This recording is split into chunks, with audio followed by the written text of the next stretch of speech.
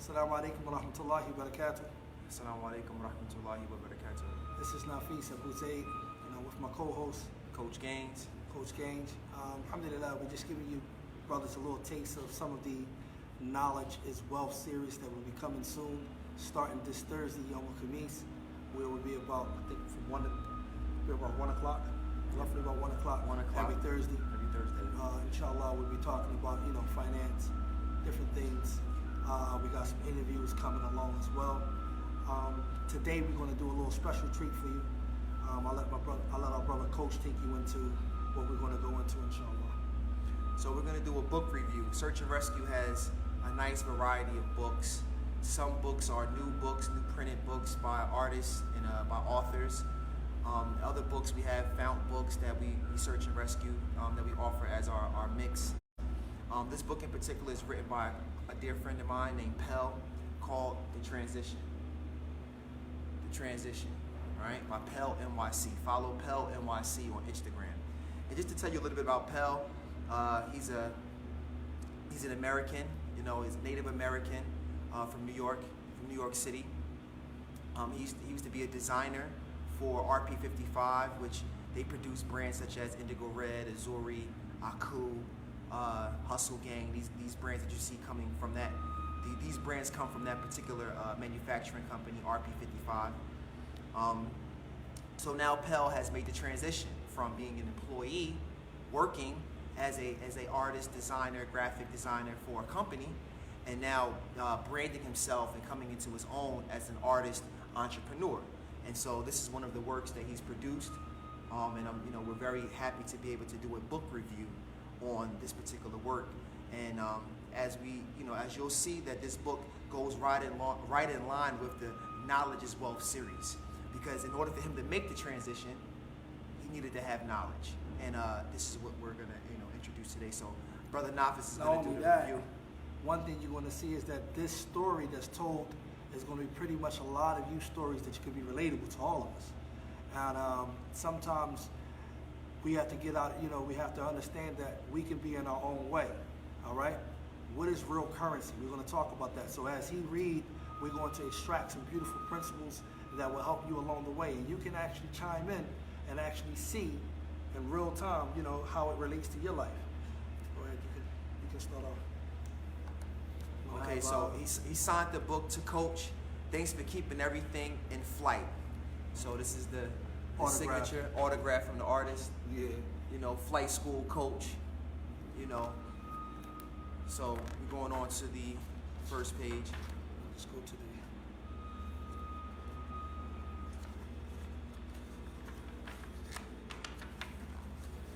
Right here.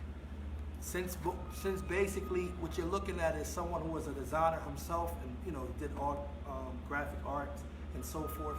So the art plays a major role in telling the story. As they say, a picture worth 1,000 words. So you can read the beginning. I woke up frozen and didn't want to get up again. Yeah, this has happened before, that feeling that you have when you just don't want to get up out of bed. I just wanted to stay wrapped up in warmth of my covers. I did not want to go to work. And this is something that all of us can relate to. Mostly you see on the gram every time Yom Ithnain come, every time Monday hits, you see most people when they come on the gram, they always put up how they hate Monday, or they dread going back to work, or how you feel. So this is that picture that we get every time we got to go back to work. People feel like slaves, like I got to get ready to turn in my time, my labor, and so forth. So at the end of the day, this is that picture he's painting. Here's a guy laying in bed, he dreading the outcome of getting ready to go to work. You understand? And this is sort of like how many people are. They drag their feet, they want to go to work. And I'm going to tell you the reason why. You're going to see, as in the book, he's going to explain. But the reason why we get that feeling every time when Monday come in, or every time we're laying in the bed and we don't want to go to work, you're going to see why. Because you have to understand, when it comes to currency, you got to know what's the real currency. You got to know what's the real profit. What's the real money? A lot of us don't really know that. So we don't do what we normally do. We do what we're programmed to do. So the next page. So Becky said, the artist illustrating the dread of getting out of bed. Yeah, Frank, go ahead. I didn't have some big thing happening. There wasn't an appointment or meeting I was worried about. I didn't have a presentation or a big task, challenge, or report due. I wasn't sick or in pain. I just didn't want to face my day. So he's telling you right now, pretty much ain't nothing really requiring me to get up right now. And the fact that, I don't even want to face my day, so I don't need too much elaboration on that. We're going to extract some beautiful principles that can be extracted from this book. Go ahead. So, the next page, he's getting up, looking at his computer, looking at the daily reportings, the financial reportings, the forecasting, the numbers. He's looking at the numbers. Good. So today was going to be like all other days. It was going to be the same routine that I have been doing since being hired. I remember when I first started and this routine was fulfilling. My day was filled with unknowns. I was learning the ins and outs of the business, and my cubicle was my home base. Now I want you to understand something. This is where we're going to get principle one. Now see, he mentioned a key word here, that he was hired, all right? Number one, you always have to remember, this is a fundamental principle, okay? And that is that if you understand, the principle is that if you don't work for yourself, you don't believe in yourself, you understand? You're always going to be working for someone else. You understand? You're always going to be pushing someone else's dream if you're not pushing your own. And that's where we don't get the catch. You might say, well, what you talking about, brother? We gotta work, we gotta feed our family. True. But what do you work for? And that's what you want to see. And that reminds me of a time we had took a trip to New York, and Nafis drove me to go pick up some inventory from one of these warehouses. It wasn't New York, it was like North Jersey, where a lot of the warehousings are in like North Jersey area. So on our way back, Nafis is giving the same type of speech, knowledge is wealth, this, that, and the third. I just got so frustrated. And I said, man, I got a trunk full of somebody else's dream right now. Yeah. He said, man, he fell out, and it was like a priceless moment. But it was all vibing off of this particular. This right here, exactly, because we work because we think that we are afraid of what we're going to see in the book as it's going to come out. We are afraid to believe in ourselves, and when you don't believe in yourself, no one else, you're going to believe in others. Others won't believe in you as strong as you'll believe in yourself. Go ahead. So the next page. So now he's giving you the illustration, early day. Move my fingers out the way. Okay, so you get an idea of the illustration. So he's finally out of the bed now. He's out of bed, hit the button. The alarm clock. I was mining for information and delivering data from one department to the next. I was problem solving in between cups of coffee and kale salads. This was what I had dreamt of. So in other words, he's giving you a little pun here, being sarcastic.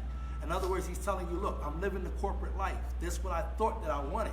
I'm in the office. This is what my life consists of. I'm drinking my kale like I'm supposed to. I'm remaining healthy. You know what I'm saying? I'm in between, problem solving between cups of coffees. This is what American Dream tells us. I'm mining from information. And this type of concept is what they call a safety net. And this is what school program us to be. We're being programmed.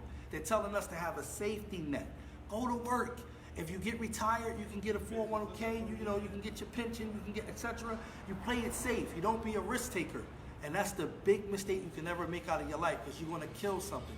You're going to kill your number one fan. You're going to kill your number one currency. And that's what he's going to teach us in this book. You don't want to be able to do that. If you're working should always work for you. That's how you should think. Whenever you get a job, it's never you're working for them, it's the job working for you. You will learn about that in the Knowledge is Wealth series. Go ahead. I'm not exactly sure where he's going with this picture, but he's clearly out. He's trying to make some magic happen. Right. So we'll see where the narrative goes. All right. So pretty much here, go ahead. So sort of.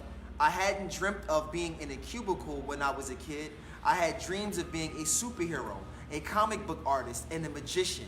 My mother told me I could be anything that I wanted to be. I want him to stop right here. This is real crucial.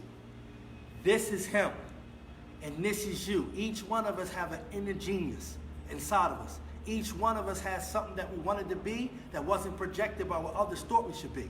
Each one of us had the potential to become great, but we killed this potential. This is where he wanted to be at. This is what he had dreamed of, not no cubicle. As you should see, watch what he say. Go ahead. This was his dream. This was his dream, to be a magician. You say, what? How can he do magic? Pay attention. Seems funny, right?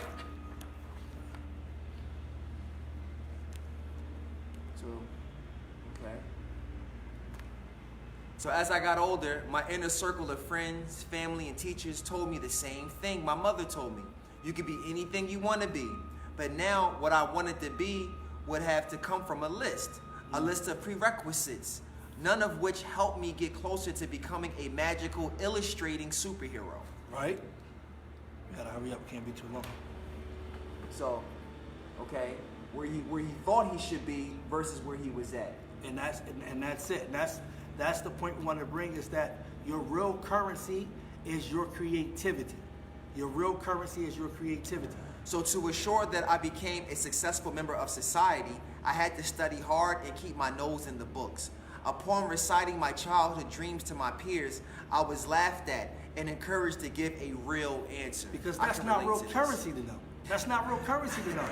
You want to what? You want to be some magical illustrator. That's not where money's going to be at. Pick a profession, pick a career that makes sense. That don't make no sense. Go be a physical therapist or something. Go be a doctor. Go be a lawyer. You know what I'm saying? But don't follow your dreams. That's the catch.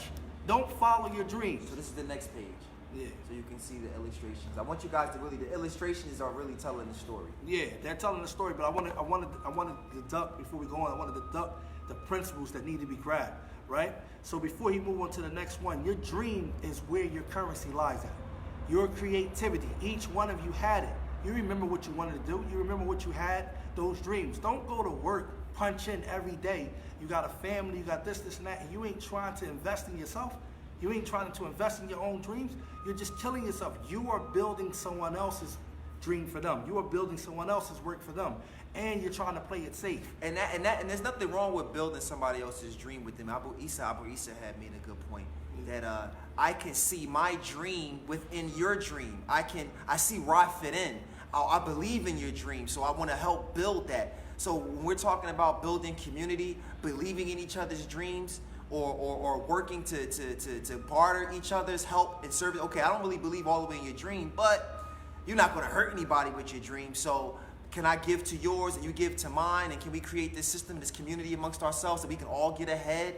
So that works with group economics. That's not the same thing I'm saying here. Okay. When you're working for somebody and building someone's dream solely, and you're not profiting by yourself, then that's killing your creativity. When you're doing what we call a fair barter exchange, where I know that you have a goal and I have a goal and I can help you achieve your goal, and that becomes inclusive, and that's a dream that can become group economics. We're talking about when someone clock in for someone and you know they got nothing to do with your dream. They're just doing it for the money. They're doing it for the money, and they're trying to play it safe. Problem. That's the point we're talking about. So this predetermined path seemed easier.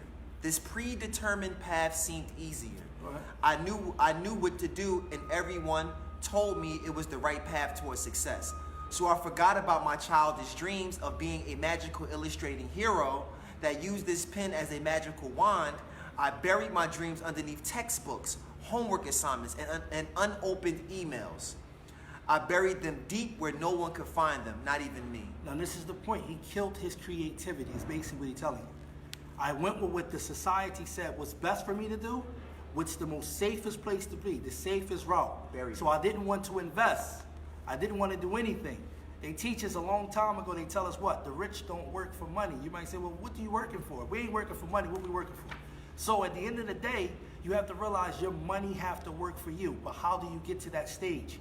We need to stop punching in every day, not stop working. We can work for anyone we want to work for, but we need to make that which we're working for become our currency.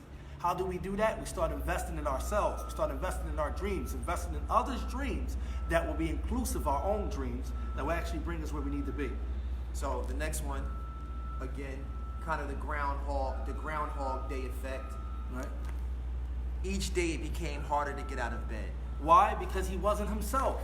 That creativity was lost. Go ahead. In front of the TV with the remote. In front of the TV with the remote. I don't remember what day, week, or even month it was when I felt different. But I do remember the feeling I got every time I heard about someone who was unwilling to compromise their dreams. Why? Because he gave up his dreams when he heard his friends laughing at him. He gave up his dreams when he buried it under the list of what the prerequisite and the predetermined path was to make things easier for him. So in regards, he couldn't feel alive. He didn't feel awake. And tell me you don't feel like that every time you see somebody that you knew and you see them chasing their dreams, you look at them with admiration, whether you want to believe it or not, because you feel as though they're brave. They're taking a risk which you did not take when you could have taken that risk. And that's why they say the entrepreneur is a maverick. You know, he's the risk taker. He's the one on the front line. We have to have a little more reverence for these guys and not look at them like they're you know, if they don't make the financial cut, that they're just, you know, they're just useless in society. No, there's a lot of knowledge that you learn from losing, a lot of knowledge that you learn from trying, and there's integrity there. So you know, a person is gonna become a better person the more he fails and comes back, because it humbles him. Well, actually, trial and error is the real knowledge, pretty much. Yeah. Whenever you're doing experience something, is the old saying, experience is the best teacher. So embrace these guys when you see them in the street. All right, we get ready to end it now.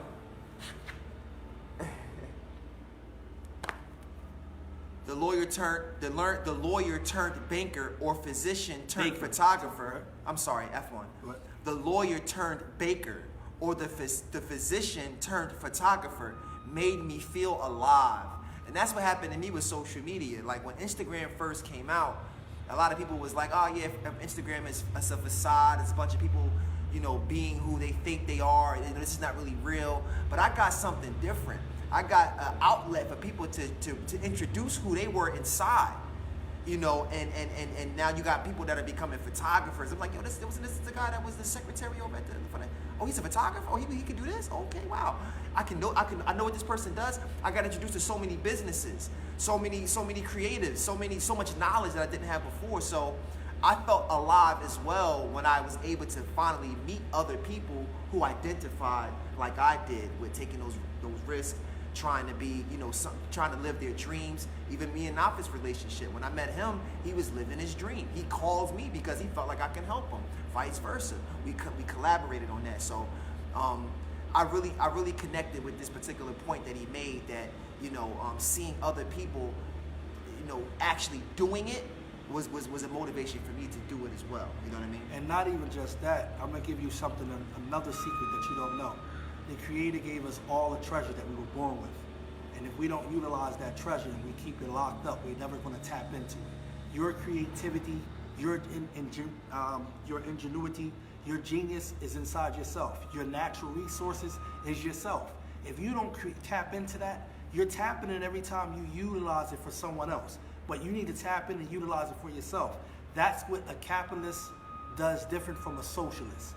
A capitalist is someone who's going to become more self-interest, going to make it work for himself, as opposed to a socialist who's going to include everyone else, but he's going to wind up excluding himself and harming himself. Go ahead. They picked from the list and still decided to follow their dreams. Their need for creativity survived all the books, homework, and unopened emails. I got a ton of those. They were living in wanderlust. They were living in wanderlust. They were living the dream. He envied that. Meanwhile, I was frozen. No, he was frozen. Go ahead. And it's it's kind of showing you the contrast between what he saw and what made him feel alive, and then his actual state with his mundane routine. Which he's gonna go and get ready to say that. Yeah.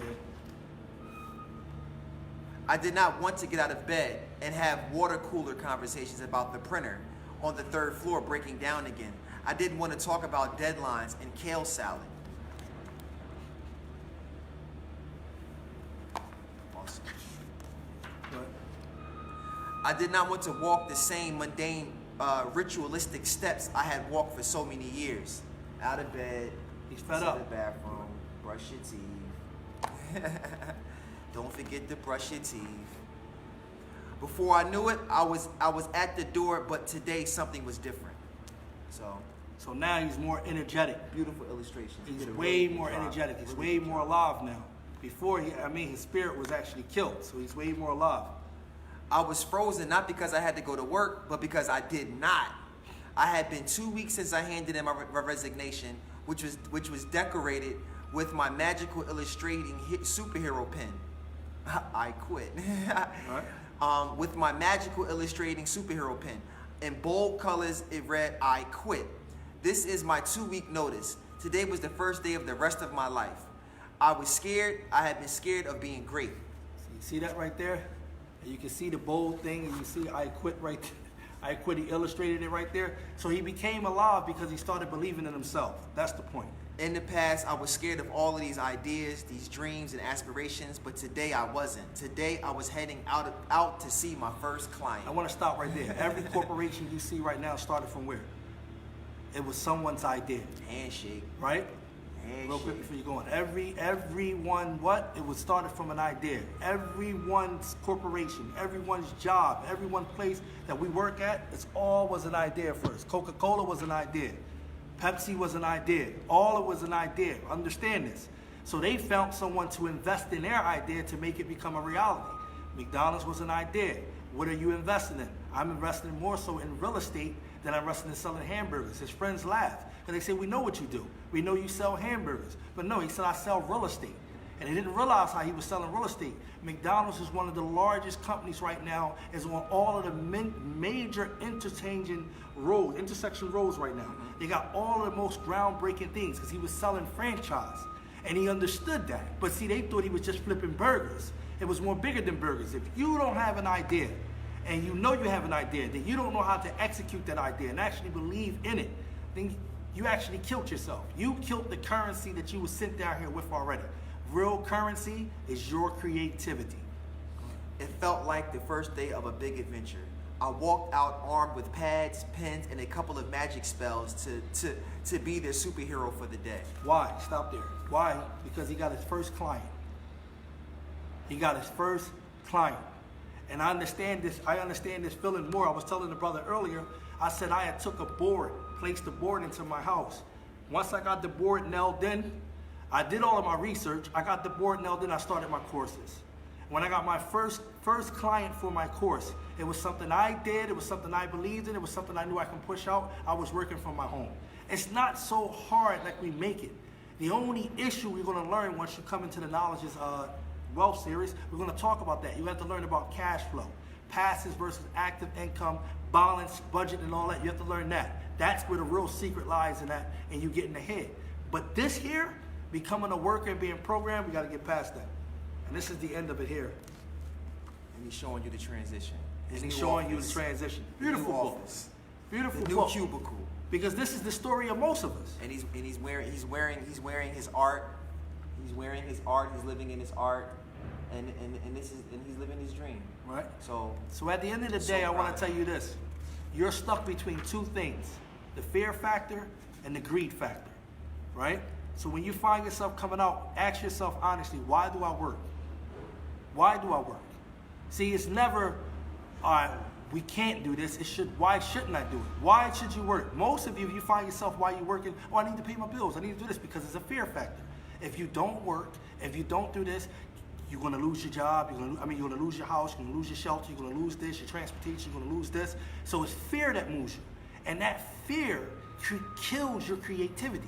Because now you're going to accept a salary that you know don't make your ends meet. You're going to work twice as hard that you know you should be getting paid way more. You're not going to push yourself even harder because of that fear.